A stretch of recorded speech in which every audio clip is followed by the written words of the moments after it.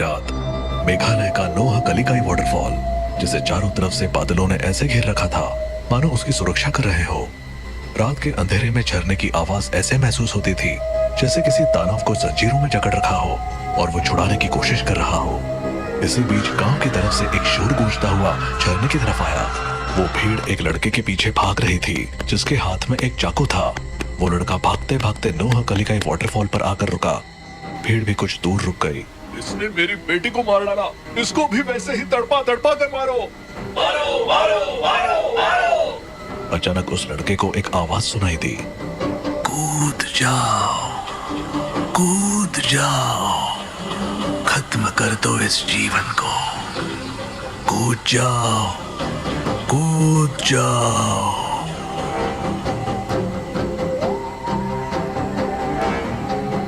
वो भूतिया झरना है, हम वहाँ नहीं आएंगे। इधर आजा चुपचाप।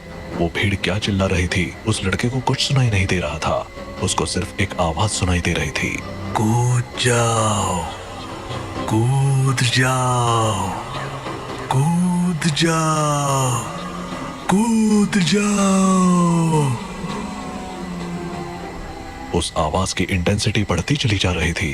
कूद जाओ, कूद जाओ, कूद जाओ, कूद जाओ। आखिरकार वो लड़का कूद ही गया। हे भगवान, ये तो कूद गया। आज तक यहाँ कोई मरा नहीं था, आज ये मर गया। चलो वापस चलो, आज के बाद कभी कोई यहाँ लौटकर नहीं आएगा। वो सारी भीड़ अपने अपने घर को लौट गई। इस घटना के कुछ साल बाद मेघालय से लगभग 2000 किलोमीटर दूर दिल्ली में राजेश नाम का लड़का अपने माँ बाप को सोलो ट्रिप पर मेघालय जाने के लिए मना रहा था। सोलो ट्रिप मतलब अकेले जाएगा? तुझे हो क्या गया है राजेश? अरे माँ, सोलो ट्रिप का मतलब ये नहीं कि मैं सच में अकेला हूँ। आजकल ग्रुप ट्रिप होती है, ट्रैवल एजेंसी सब अरेंज करती है। तू हमें बेवकूफ समझता है क्या? पापा, मैं बच्चा नहीं हूँ और हम ग्रुप में जाएंगे जिसमें अजनबी लोग होंगे पर सबकी डेस्टिनेशन सेम होगी। फिर भी अजनबी लोगों के साथ कैसे भरोसा कर सकते हैं? माँ, हर कोई ट्रिप पर एंजॉय करने के लिए ही आता है। प्लीज मुझे रोकिए मत, मुझे जिंदगी में कुछ नया एक्सप्लोर करना है। काफी देर तक बहस के बाद राजेश ने अपनी माँ को गले लगाकर मना लिया। पिता थोड़े अनमने तो थे, लेकिन उन्होंने भी अनुमति दे दी। ठीक है, लेकिन कोई गड़बड़ हुई तो सीधे घर वापस आना, समझे? जी पापा, बिल्कुल। अगले दिन राजेश ने अपना सफर शुरू किया। दिल्ली से मेघालय तक का सफर लंबा था। ट्रेन में सफर के दौरान उसने अपने ग्रुप के लोगों से मुलाकात की। मनदीप, इरफान, सलेना, ज्योति और राहुल। ट्रेन का सफर खत्म होने के बाद उन्होंने बस से अपनी मंजिल की तरफ बढ़ना शुरू किया। ये पहाड़ और हरियाली देखकर तो मन ही शांत हो गया। Seriously, it's amazing. बस अब एक पतली सी सड़क पर चल रही थी। घना जंगल चारों तरफ से फैला हुआ था। तभी अचानक बस का रेडियो चालू हो गया। तुम लोग यहाँ क्यों आए हो? वापस चले जाओ। रेडियो किसने चालू किया? ये तो अपने आप ही चालू हो गया। सुनाई नहीं दिया? वापस चले जाओ। ड्राइवर ने रेडियो बंद करने की कोशिश की, लेकिन वो बंद नहीं हुआ। सभी सहम गए। ये क्या मजाक है? कौन कर रहा है ये सब? ये कोई मजाक नहीं है, ये जगह भूतिया है। मैंने पहले भी सुना है कि यहाँ अजीब चीजें होती है। तभी रेडियो बंद हो गया और बस की लाइट्स भी एक पल के लिए बंद हो गई। अंधेरे में सब एक दूसरे को पकड़कर बैठे रहे। ये क्या था? ड्राइवर साहब, ये आपकी कारस्तानी तो नहीं है? प्री रिकॉर्डेड ऑडियो बजा रहे हो? इरफान मियां, आपने तो हमारी चोरी पकड़ ली। मैं तो बस सफर का रोमांच बढ़ाने की कोशिश कर रहा था। रोमांच की जगह आपने हमारे दिल की धड़कन बढ़ा दी। ये तो मजाक था, पर उन लोगों को पता नहीं था कि ये तो शुरुआत थी। असली खौफ तो अभी बाकी था। सुबह का समय था और चिरापुंजी की ताजी हवा में एक अलग ही जादू था। बस से उतरते ही उनका स्वागत गाइड डेविड ने किया। आप लोग चेरापूंजी की असली खूबसूरती देखने आए हैं तो यकीन मानिए ये सफर आपको हमेशा याद रहेगा। लेकिन याद रखना, प्रकृति जितनी खूबसूरत है उतनी खतरनाक भी। आप तो शुरुआत में ही डरा रहे हैं। डरना मत, मैं साथ हूँ। चलिए चले। डेविड उन्हें एक एक जगह लेकर गया। हरियाली, अनगिनत झरने और लगातार गिरती बारिश ने उन सबको मंत्रमुग्ध कर दिया। बादलों के पीछे चलते हुए उन्हें ऐसा लग रहा था जैसे वो किसी जादुई दुनिया में आ गए हों। ये जगह तो सपनों जैसी है, मैं यहीं रहना चाहती हूँ। यहाँ सिर्फ घूमने में मजा है, रहना मुश्किल है। हमेशा बारिश जो होती है। जो भी हो, ये सफर जिंदगी भर याद रहेगा। घूमने के बाद वो एक छोटी सी ढाबेनुमा जगह पर बैठे।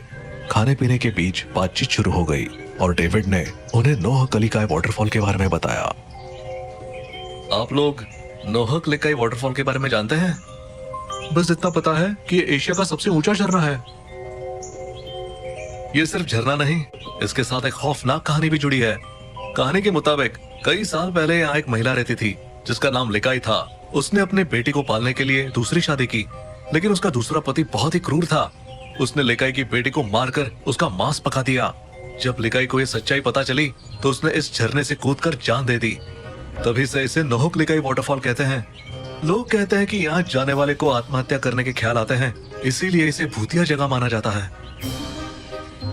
सभी के चेहरे पर डर और अजीब सी बेचैनी साफ दिख रही थी। Oh God, this is horrifying. लेकिन क्या ये सच है? मैंने ये चीज फर्स्ट हैंड एक्सपीरियंस की है। मैं आपको वहां जाने की सलाह नहीं दूंगा। सभी ने उस जगह जाने की इच्छा जताई, लेकिन डेविड ने मना कर दिया। रात में सभी अपने कमरे में लौट आए, लेकिन राजेश के मन में उस जगह को देखने की इच्छा हो रही थी। उसने राहुल से बात की। राहुल, मुझे नोह कलिकाई वाटरफॉल जाना है, तुम मेरे साथ चलोगे? तुम पागल हो गए हो क्या? डेविड ने मना किया था ना। बस एक बार देखेंगे और लौट आ जाएंगे यार, प्लीज। ठीक है, पर जल्दी वापस आना होगा। रात के सन्नाटे में दोनों चुपके से होटल से निकलकर झरने तक पहुंच गए। झरने की गड़गड़ाहट और उसकी ऊंचाई देखकर वो दंग रह गए, लेकिन तभी उनके दिमाग में अजीब ख्याल आने लगे। कूद जाओ, कूद जाओ, ये जीवन बेकार है, कूद जाओ।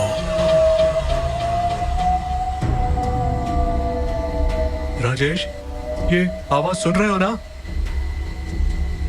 हाँ, हमें यहाँ से निकलना चाहिए।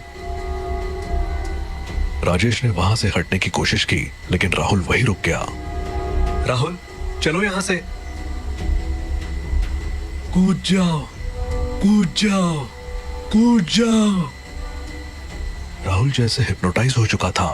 राजेश ने उसे बार बार बुलाया, लेकिन राहुल ने झरने की तरफ कदम बढ़ा दिए और अचानक उसमें कूद गया। राजेश भौंचक्का रह गया। डरा सहमा राजेश होटल वापस भागा और सब कुछ जगा कर ये बात बताई। सबने उसे बहुत डांटा और फटाफट झरने की ओर दौड़े। वहां पहुंचने पर उन्हें राहुल का जूता मिला। ये क्या हो गया? हमने सुना था लेकिन यकीन नहीं था, ये सच है। तभी सबके दिमाग में वही आवाज गूंजने लगी। कूद जाओ, कूद जाओ।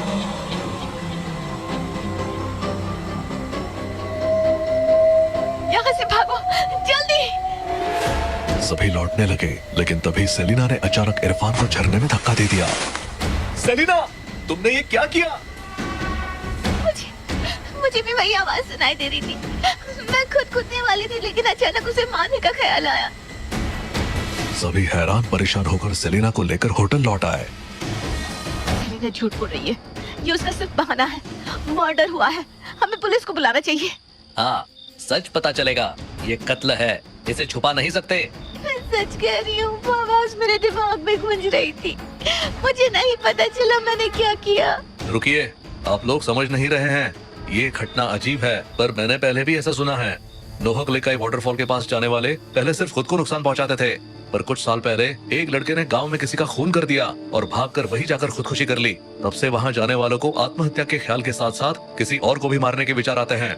ये जगह अब खतरनाक हो चुकी है। ये सब अंधविश्वास जैसा लगता है।